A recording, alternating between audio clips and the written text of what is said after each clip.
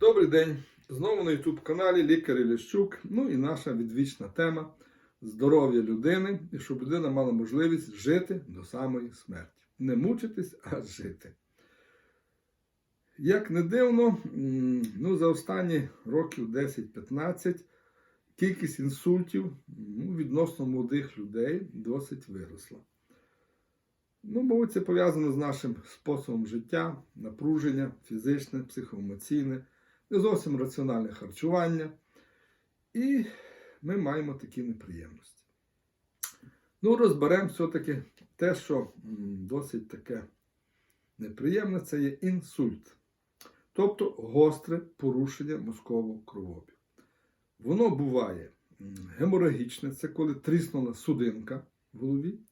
І буває ішемічне, тобто коли тромбік полетів, перекрив якусь судинку, і це теж порушення кровообігу.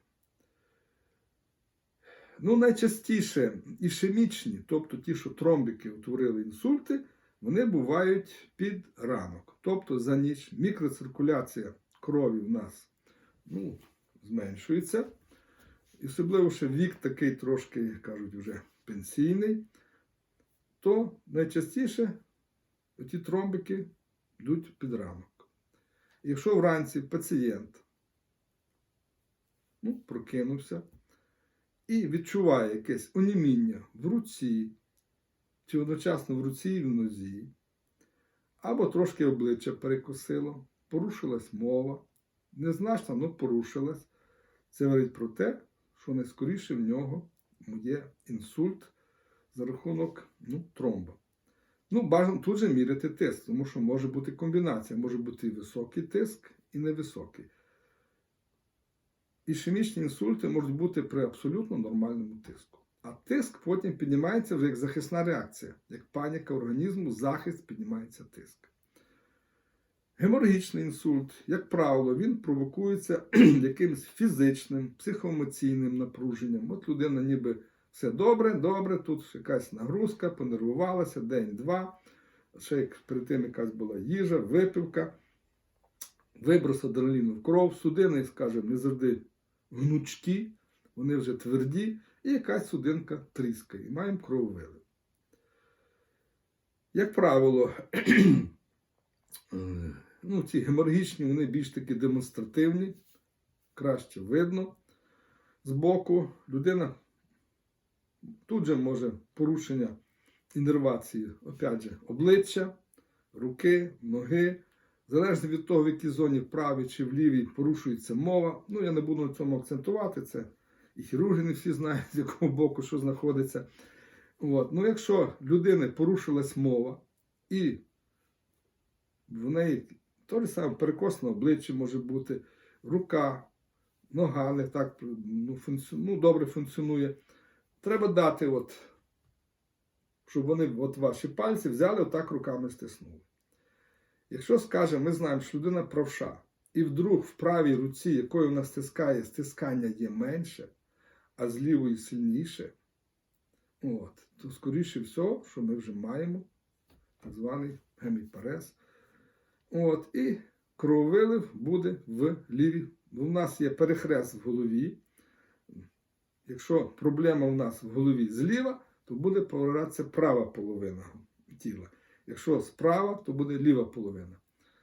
Це такий відносно ще варіант не дуже важкий, тому що може бути тотальний крововилив, коли будуть зажаті і справа, і зліва сегменти головного мозку, то відповідно у нас такої вираженої динаміки не буде, що чи справа, зліва, але загальний стан пацієнта може бути досить тяжкий.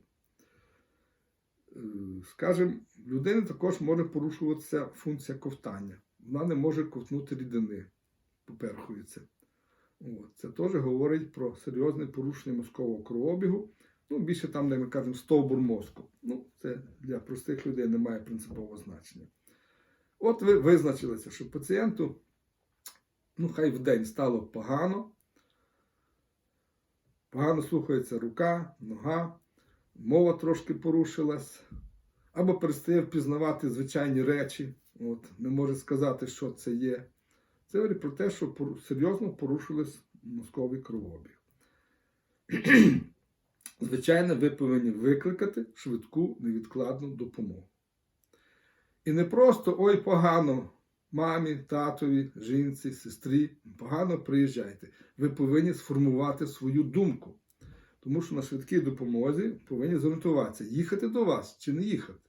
Якщо ви описали, що людині раптово стало не просто погано, а описали, що от погано працює рука, нога, порушилась мова і ковтання порушене, ну такі от симптоми, то швидка, звичайно, буде їхати вже і швидко.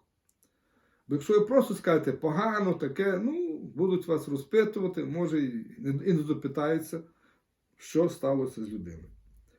І тут же бажано міряти тиск. Не казати високий тиск, казати чіткі цифри. 160 на 100, 190 на 100, чи 200 на 120. Тобто, щоб ви чітко сказали. Якщо людини до того було все життя 130-140, а тут під 200, це звичайно ви ці цифри повинні казати, якщо визиваєте швидку. От, щоб там швидко зорієнтувалися і їхали швидко. Що ви можете зробити швидка невідкладна допомога? Використовується ту ж методику Суджук. Знову нагадую, мужчинам на лівій, жінкам на правій. І так, якщо ви побачили, що все-таки погано функціонує права рука, права нога, і перекос, ну, за перекос не буду говорити, бо це складно буде, куди перекошується обличчя, а це чітко видно. От, раптом слабість в руці, слабість в нозі, людина починає ту ногу погано рухати руку, значить проблема зліва, в лівій половині півкулі. От в нас, ну, беремо мужчину. Голова. Це в нас ліва половина, це в нас права половина. Це макушечка. Знову ж, тоді берете голочку, любу, лучше від шприца, бо там заріз, бо такої, як шиї, то вона, ну, погано колиться. І в оцій от зоні, повертаю до вас, щоб було видно, от тут у нас височно-тім'яна діляночка. Робите прокол. Так, добре прокололи. Раз. Потім зверху 2. І в лоб 3. Та можете з того боку проколоти, бо набряк мозку буде загалом.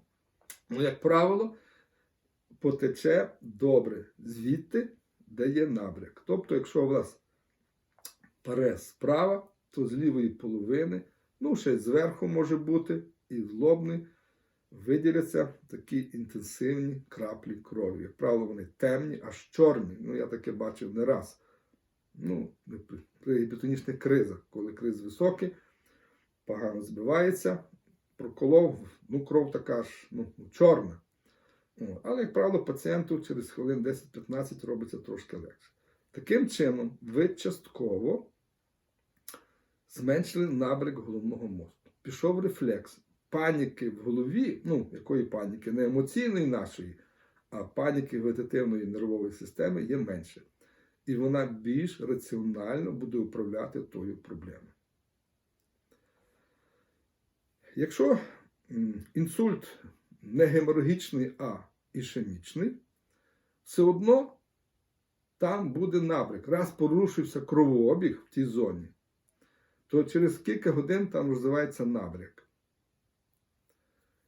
І так же само ви маєте повне право зробити точкове кровопускання. Навіть якщо тиск нормальний, ну хай 140, невисокий, а в людини розвилися явища інсульту на фоні ішемічного тромбіка, ви зробите це кровопускання, значить, зліва, зверху, лоб, справа, ви вже полегшите людині стан. Тобто тих кільканадцять хвилин, чи навіть година, поки добереться швидка, пацієнту, його головному мозку, організму легше справлятися з проблемою. От таким чином ви можете допомогти при інсульті. Ну, бачив я ще одну таку річ. Інсульту не було. Ну, пацієнт, ну, свята ж, ще там якісь причини були, регулярно вживав алкоголь, добре закусував, ну і такої міцної будови, знаєте. І при не дуже високому тиску, десь 150 на 90, він відключився, втратив свідомість. Тобто була клініка набряку мозку. Приїхала швидка, зробили все як належиться, і йому стало легше. Тиск став нормальний, 130/80. Голова така не зовсім свіжа. І він, все одно правильно зробив, прийшов на прийом. Я його розпитав, він чесно розказав, що і як і було. Каже, нормальний вранці тиск. Це, казав, обідній прийом, я міряю тиск, знов 160/100. Неприємні відчуття. Думаю, зараз отут мені так само відключиться, як і вдома. І в них, відповідно, зразу трошки поведінка міняється така. Я беру ту ж голочку, теж їм роблю тут же кровопускання. Перші каплі крові аж фіолетова, така чорна. Я видавлюю, появляється кров така вже, рожевіша, червоніша. Протерли, все, почекали. Міряю тиск 130/80. Це не значить, що ми його вилікували від хвороби. Ми зняли набряк мозку. Ми його переконали, що він повинен вести правильний спосіб життя.